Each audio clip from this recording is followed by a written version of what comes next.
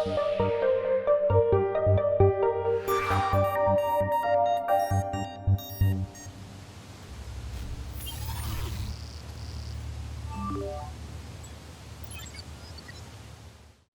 again and welcome on this international webinar, Dr. T.G. Sitharam.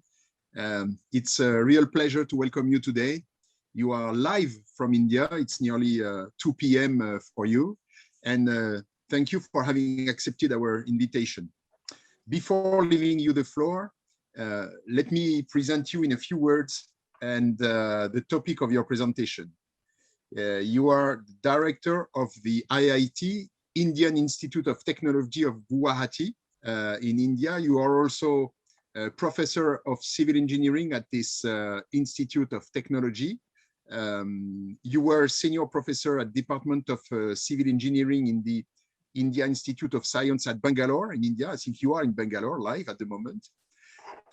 You have many functions as honorary professional fellow at University of Wollongong in Australia, from 2019 to 2022.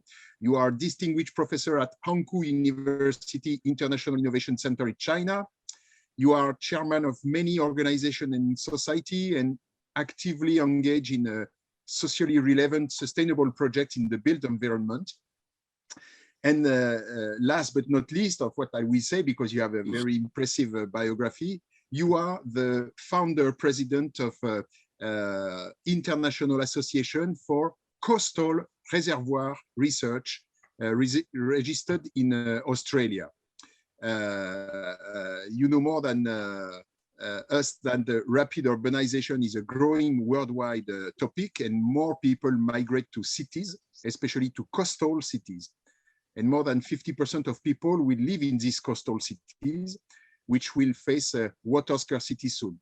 It is certain that every coastal city will develop its runoff lost to the sea using coastal reservoir. So today, your presentation will deal with sustainable built environment in coastal areas, water scarcity to security through coastal reservoirs. Dr. Sitharam, the floor is yours, and thank you. Thank you. First of all, thank you, Professor Musselin. Really happy to be here to present some of our work to the international audience, because I could see your webinar, this international web conference on net zero carbon strategy in real estate and buildings in the world by 2050. It's a very hot conference. As you all know, the number of countries, including, I can say, led by France, have made commitments to move a net zero emission economy. This is in response to the climate science, showing that in order to halt the climate change, carbon emissions have to stop. Reducing them is not sufficient. Net zero means that any emissions are balanced by the absorbing an equivalent amount from the atmosphere. In order to meet this increase in temperature or global warming target in the Paris Agreement of 1.5 degrees centigrade or so, global carbon emissions should reach net zero around mid-century. So this should also happen in the real estate and buildings, and particularly the habitat. So in many sectors of the economy, technologies exist that can bring emissions to zero. For example, in electricity, it can be done using renewable and nuclear generation. Similarly, however, in industries such as aviation, technological options are limited. In agriculture too, it is highly unlikely that emissions will be brought to zero. That's what we think so. Water stress has caused countries around the world to consider ways to mitigate impact increased population and also climate change. Friends, recent survey on global risk perception survey among 900 experts conducted by the World Economic Forum says highest level of societal impact over next 10 years will be from water crisis. So with this, I have chosen my topic today as sustainable built environment in coastal areas. So climate change is one of the biggest challenges. Sorry, sir. Excuse me, sir. You are not sharing your PowerPoint. I'm sharing. I will come. Actually, sorry. Excuse me. This is just a background. Okay, thank you. Excuse Anyway, me. I'm sharing it. Yeah, no problem.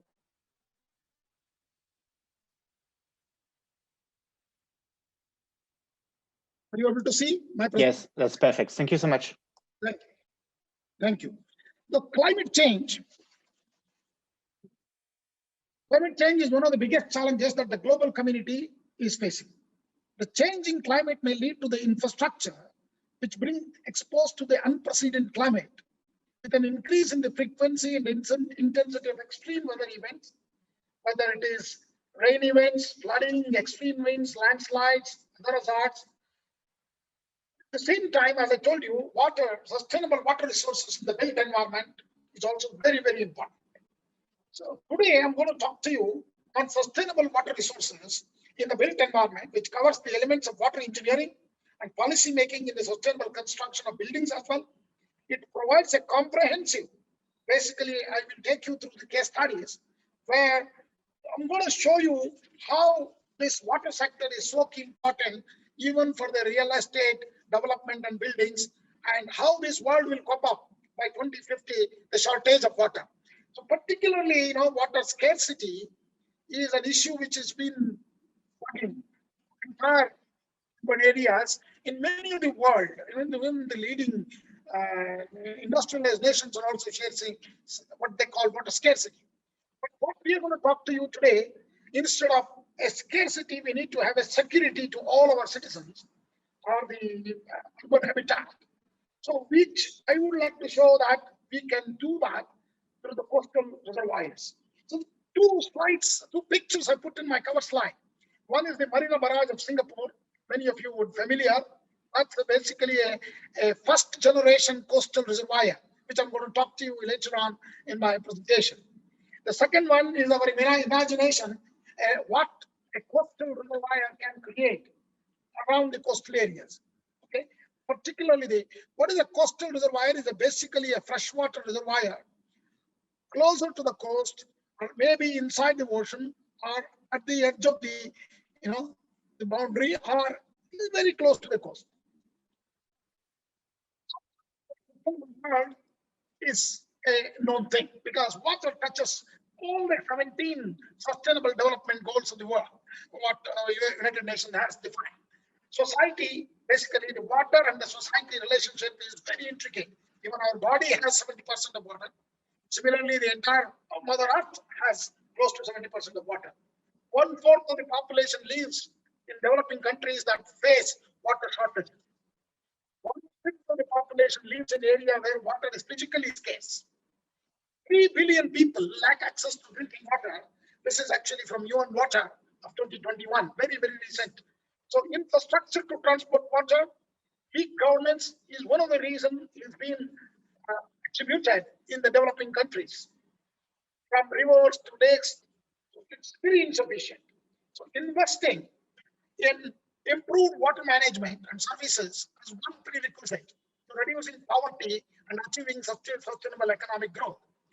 Economy also, if you look at it, water is an essential resource in the production of goods and services, including food, electricity, and most manufactured products, including the real estate and buildings.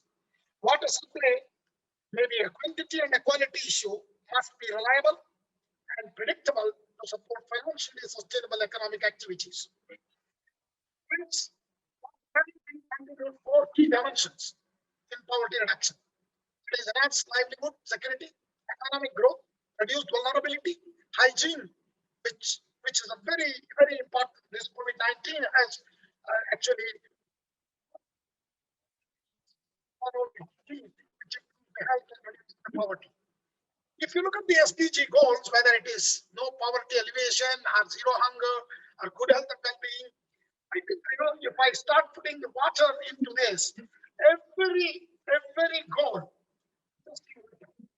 So, however, the goal 6 comes to availability and sustainable management of water and sanitation for all. Basically, whether it is talking about drinking water, as water quality, or water quantity availability, water resources management, in this, each goal is important, but water is very critical. As I told you, the goal 6, that is SDG 6, measures to overcome the water shortage. Excuse me, doctor. We are losing you sometimes. Maybe you have some connection issues. If you don't mind, I will stop your camera. That way, maybe your connection will improve. Is that okay? Thank you so much. Thank you. Thank you. Thank you so much. So we need to move from shortage to security, ladies and gentlemen. The United States of the United Nations responses to the overall implementation of this agenda of the SDG 6. We look at how water resources is intricately connected to climate change. The scientific evidence is very clear. Climate is changing. But you know that the United States have again joined back. The impacts of climate change are affecting society, the environmental changes in global, regional, local. So, change, water, and sustainable development. Look at this: water, energy, food is also there. In all these considerations, water's availability and source is very key. So let me put this picture in front of you. You have the world average annual precipitation is 50. The countries like India, China, Africa. See, anywhere the average annual rainfall is more than 1,000 millimeters. It is a very, very large quantity of water that comes on the land. So the availability of this water is not available because we are seeing most of our cities, we are saying we are running out of water. So if you look at it recently, the Cape Town have decided no zero water. Similarly, Bangalore city was scared and all media news were saying zero water. It's because if you look at the next picture, the projected water scarcity 2025. If you look at this, in most of the India, except the coastal area, it is economic area in the economic water security. If you look at China, most of the China, the northern portion, where not many people anyway live there, is the physical water security. So, what does it really means? That means, do we have really a shortage of water? So let me show you the story of India. Before that, I would like to just put this one thought in your mind. See, if you look at the use of water, whether it is the developed world or low and middle income countries, thinking water users are agriculture users more than 80%. In the developing world, in the West, like 8%, and it's same even in the developed world. The industrial use is something like close to 10%. So what is interesting is here, majority of the water usage is covered by our farmers, basically the agriculture sector. So we need to really inculcate or develop scientific usage of water in that sector. When we look at the story of India, India is a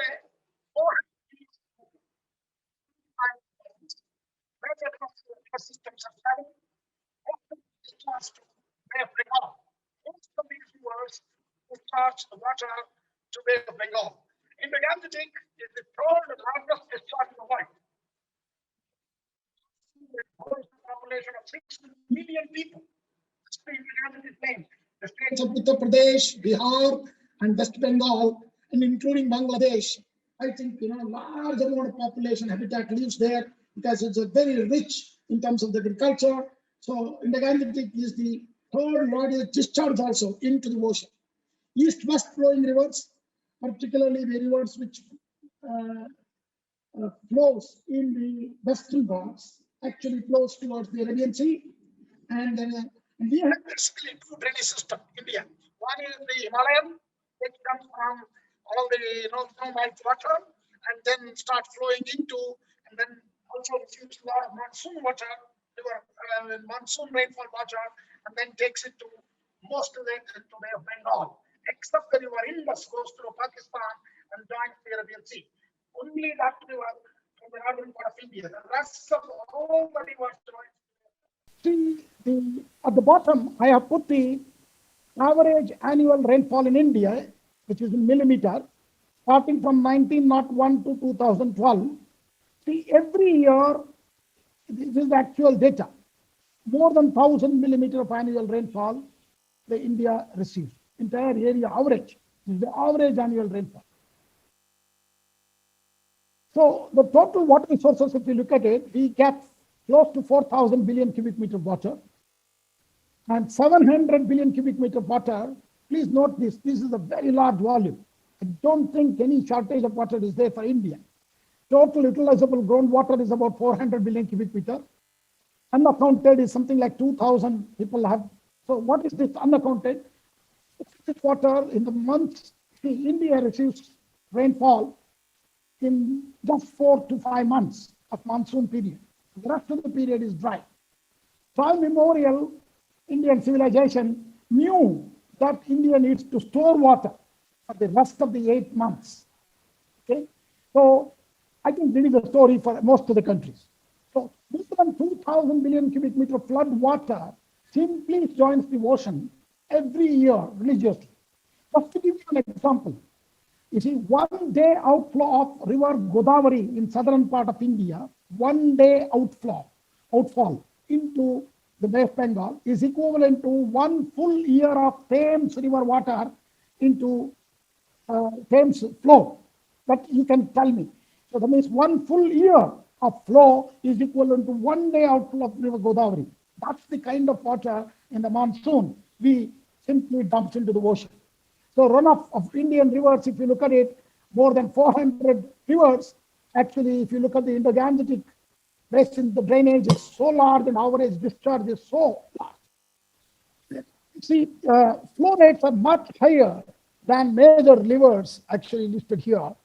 So when we got independence, our first Prime Minister of India said the dams, the storage reservoirs are going to be the temples of modern India.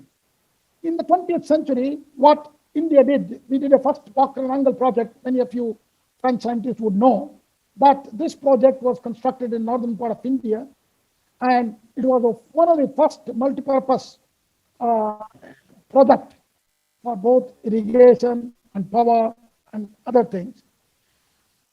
And since then, since independence, India has built close to about 6,000 large dams. Friends, all of you know what is a large dam. A dam which holds 1 million meter cube of water or more, or a dam which is 15 meters tall or more. This is as per the International Committee of Large Dams. India has built 6,000 large dams since independence. And particularly, more than 50% of these number was built between 1970 to 1989. So in 1947, India had only 300 large dams, and today we have close to 6,000. So we are the third in the world in dam building after America and China. So what is interesting to notice, even with such large dams, such large number of dams, our water storage is less than 10% of the average annual rainfall received in the country. That means if we have received a 4,000 billion cubic meter of water, we are only storing less than 10%. Okay, something like 350, 380 billion cubic meter of water, even with these large 6,000 dams.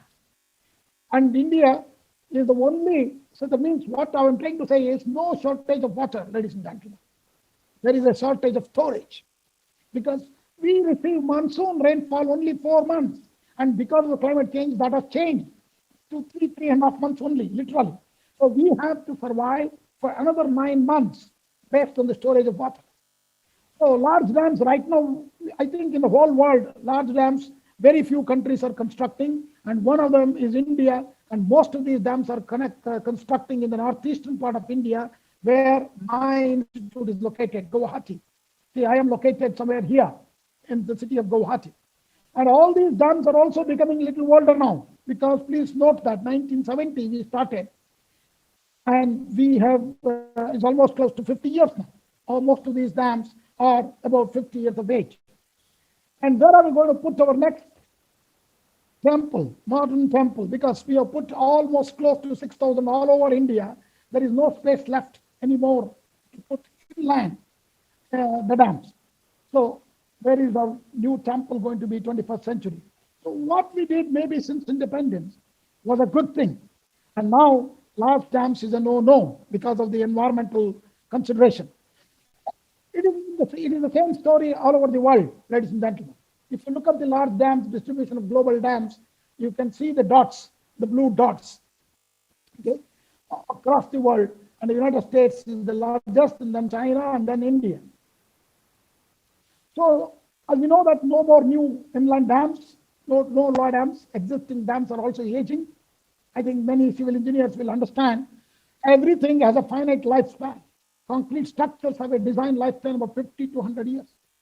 Average yearly sedimentation rate inside these reservoirs is 1%. So many of the reservoirs uphill are already full with sediments. Nearly 800 dams have been removed in the US alone in the last 100 years. So the dam construction across the world in 2010 itself is almost zero, except some countries like India are building. Otherwise, most of these large dams are a no-no from the environmental consideration. So what are the source of options for us? We have first, the water security. Ladies and gentlemen, all of us know primary source of fresh water is only rainfall, nothing else. The primary source of fresh water is rainfall, and whatever you call afterwards, lakes, ponds, reservoirs are all storage ponds. I classify them as storage ponds. So their source is only rainfall. So option for us, we have left with interlinking of rivers, because the areas which gets rain, which doesn't get rain, we need to basically use that. Interlinking of rivers or interbasin transfers. And then one is groundwater. And then desalination from seawater. I think it's a very foolish part to leave all the water, more than 70% of water, into the ocean and take the same water and clean it up at a very high cost with a greater environmental damage for countries like India and most of the countries in the equator, close to equator. Wastewater treatment and reuse, it's a good thing. It's a very good thing, and a lot of technologies have come in, and industries are already started utilizing them.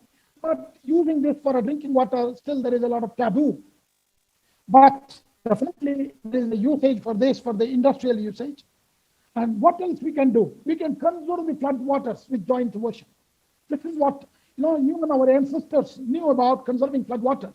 So that's what I'm going to talk about, conserving the flood water at the lower end of the river, so where the entire catchment is available to you. So develop flood water. So you can look at this inland dams, no more large dams, and interbasin transfers. They are prone to problems and controversies. There is upper Liberian, lower Liberian states will have a legal system, and policy making procedure is a very complex thing for interbasin transfers. And if it involves two nations, it's much more difficult. Within a nation itself, states are also fighting a lot of legal battles, because water is a state subject in India. So groundwater replenishment, groundwater is depleted because many of us are simply putting the bore wells and pumping it out extensively. Desalination plants, highly concentrated salt brine emissions are also issue. What we are talking about net zero, we need to, I think, not recommend too much of desalination plant. Cost to water is also a commodity there. Wastewater recycling is a good thing, but it's still a taboo. Community acceptance and trust in authorities. So coastal reservoirs play a major role. What is this coastal reservoir? You can see that. Time immemorial, people used to live near the rivers, and then we used to build dams and small ponds in the middle of the river course. And now there is a good possibility that we have almost 20 times more than the demand storage possibility closer to the coast. So this is the water cycle, ladies and gentlemen, and you can see how the water could be stored, and water actually flows at a very low velocities, and you don't need to build very large structures if you are building closer to the coast, because velocities will be lower. If you want to build somewhere in the middle of the river and the steep basins, then you need to really build a very strong structure to hold this water pressure. So the coastal reservoirs very close to the coast could be the one possibility, And our recent book in Elsevier, this is a very, very recent book in the month of August 2020, we have published in the Elsevier. I am the first author, and many of my colleagues have authored this. This is a sustainable water resource development using coastal reservoirs. So this is already available by the Elsevier publication. It's about 300, lot of case studies. Fantastic work has been captured from across the countries: China, Australia, India, and Malaysia, and Singapore, and Indonesia. So if you look at what is a coastal reservoir other than a large dam, an inland reservoir, basically a dam site is a limited one, very high pressure, and seepage happens through pressure difference, and pollutant happens land-based. Immigrant cost is very high, that is, people movement will be very high when the reservoir has to be stored. However, the coastal reservoir has an unlimited in the sea, low pressure, but wave surges will be there. There are issues, but density difference, land-based, and sea water is also. And then immigrant cost is nil. Actually, you don't need to displace any people. No submergence of any villages, no submergence of any towns. But water supply has to be pumped because some of the people also live uphill. So we will talk about that.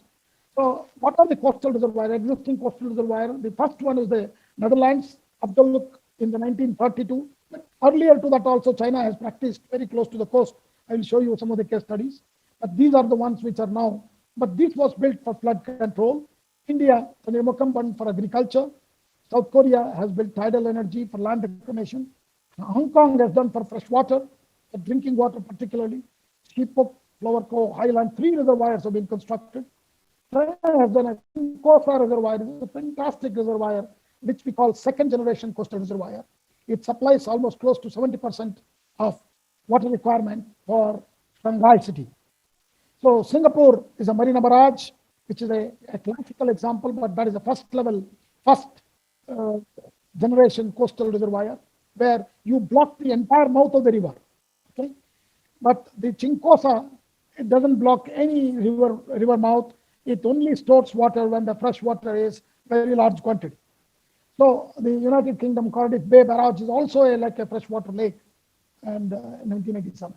So let me show you the coastal reservoir when I talk about second generation. So you don't completely block the mouth of the river. The first generation is complete blocking of the river. Second generation is you most of the bypass the polluted water and store water in the side. Somewhere it may be passed through wetlands as well. So it's a convex water body with curved and long barriers, bypass polluted water and store clean water, and minimum environmental and social impact. And you can also generate new wetlands as a pre-treatment. The Shanghai coastal reservoir is a second generation coastal reservoir. This is a unique coastal reservoir which has been constructed. Shanghai's experience in 2008, Chincosa coastal reservoir started its construction. From 2010, coastal reservoir starts to pump fresh water from the sea without desalination, and 70% of the water to Shanghai city is supplied through this reservoir. So this is the reservoir, what is there in the closer to the side. And it's a fantastic reservoir where I have been there a couple of times. So this reservoir, this is a classical one which doesn't block the river mouth. This is the second generation coastal reservoir, and also water runs through the wetland, so that it has a self-cleansing mechanism for storing the fresh water. So some of the case studies, let me take you through. I think most of you are familiar because it's very close to France. So the Séminaire, across the Wadden Sea, the entire, the bond is created, and you could see that it's almost like 32 kilometers long. And this is the one what you see in the left side, the picture in the remote sensing image. And this is the real construction. And what is the green part? So it has created a new land, which was almost every time would have been submerged due to flood situations. So, but today, all this land is always, it's clearly, available for the development or a new habitat. So this is what a coastal reservoir will actually give you.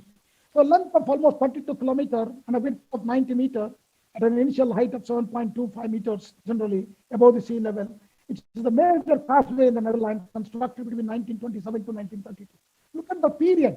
5 years, 32-kilometer long band is constructed in a very, very harsh environment, like North Sea. But a dam in India, large dam, Sardar Sarovar, we have taken 58 years to build. So I think time is also today money as well as economical issues. So we need to look at some of these coastal reservoir which can be constructed very effectively. So the Chinese, have practiced this very long back, very small, Tushan, they are about 1,300 years old, early form of coastal reservoir to irrigate about 120 kilometers square of area. Similarly, Mulanpi, about 1,000 years old, very, very, barrage, simple barrage, prevents salt water. Even India has also built some of these things in the coastal regions in India.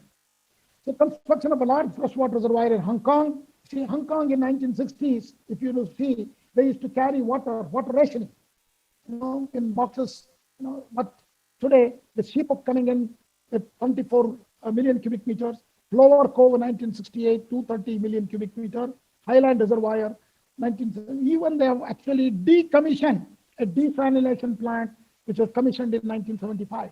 So I will show you some of the pictures. This is a Shipok Reservoir, a dam is constructed here, just in the front of this, and then water is stored. Similarly, Highland Reservoir, and then Lower Cove Reservoir, in Hong Kong. All of these actually solved the water challenges for Hong Kong. So they moved from scarcity to security. The Marina Reservoir is one of the classical, reservoir of Singapore. Singapore had a big fight with Malaysia to have the clean water. So this reservoir supplies 20% of the water to Singapore today. Salt water became a freshwater reservoir. Earlier, this was actually a bay, Marina Bay, and the fishermen used to come inside to this bay, but they only blocked about 300 odd meters constructed. Marina Reservoir is a dam across the mouth of the Marina Channel, and I will show you some pictures. The dam is actually a concrete dam with a steel gate which rotates. The concrete base and the steel base rotates when there is a high sea water rising, and then the bay turns vertical, and otherwise it tries to rotate itself. It's a tilting type of thing. And when there is a heavy rainfall, there are some huge pumps at the base which will pump out the water towards the ocean.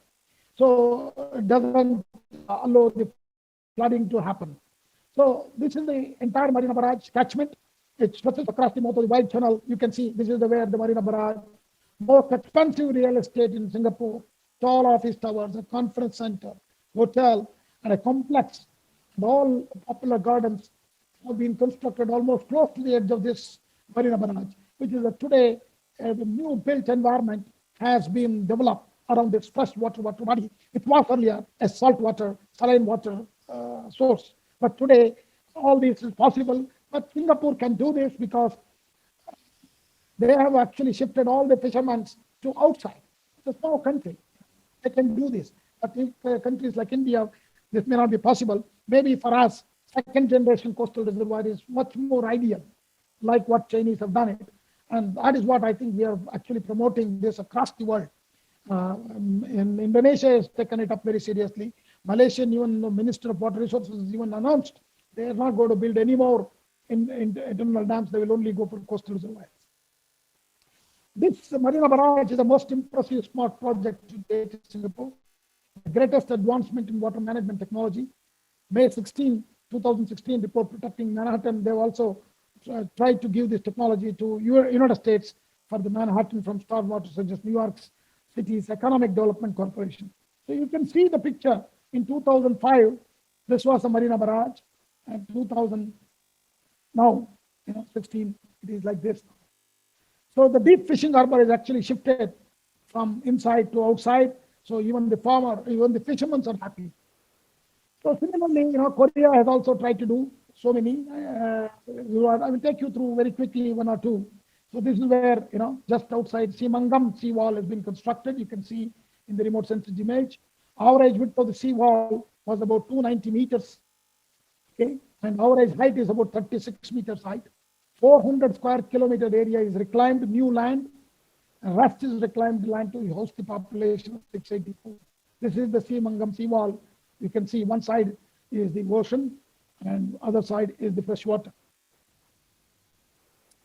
So these are the sluice gates which operates, in terms of flooding or in terms of sea rise.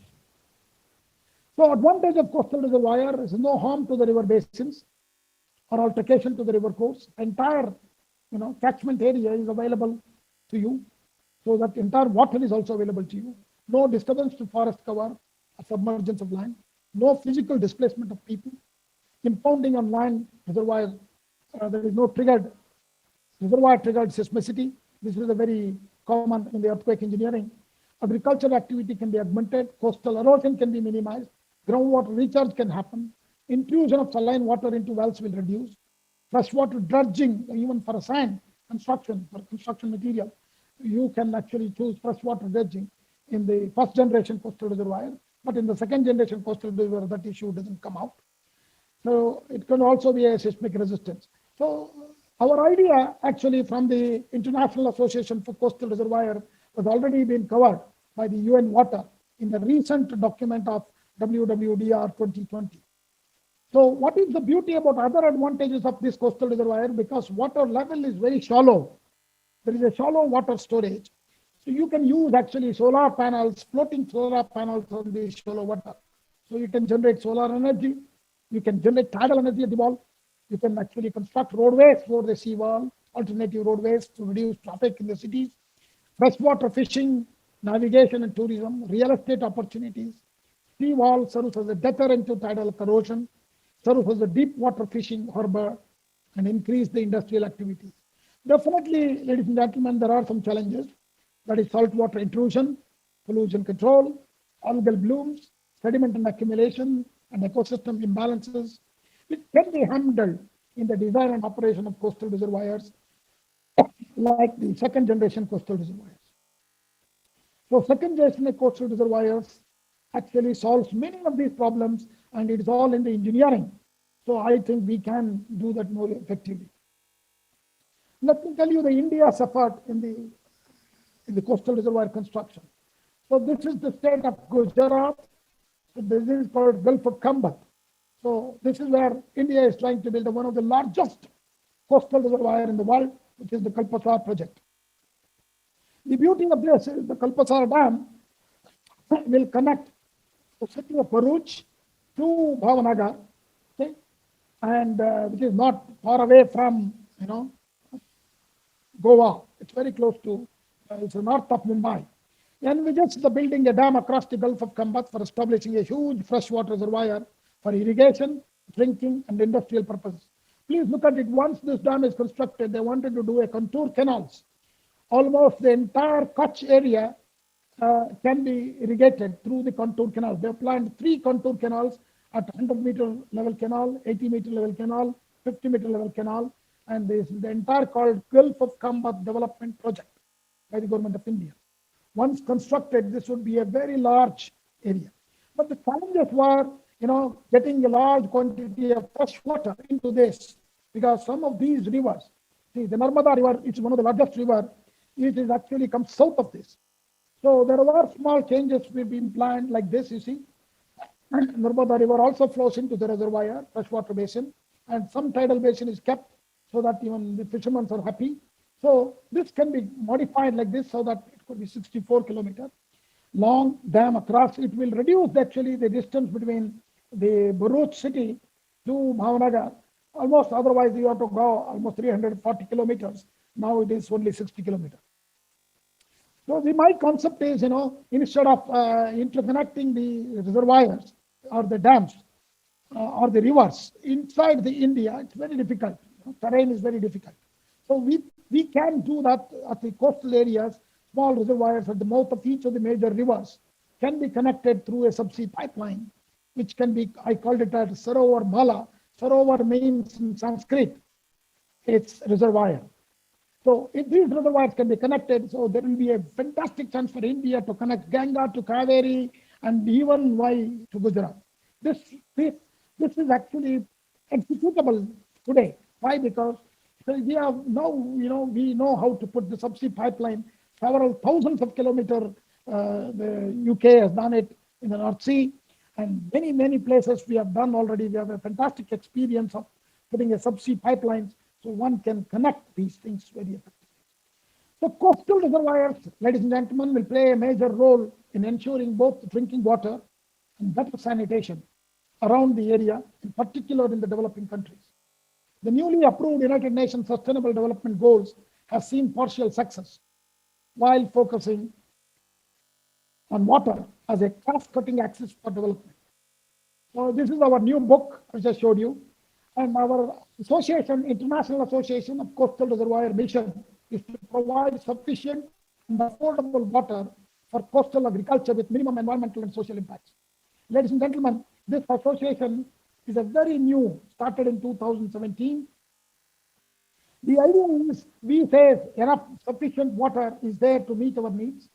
See, even Mahatma Gandhi has said, for a greedy person, there is no limit. So we can actually sustain with what we have. There are enough resources. Let environment flow be retrieved. Coastal agriculture makes ecosystem vivid. Increase agricultural output. Water promotes social harmony. Develop coastal land itself will be a major food supplier.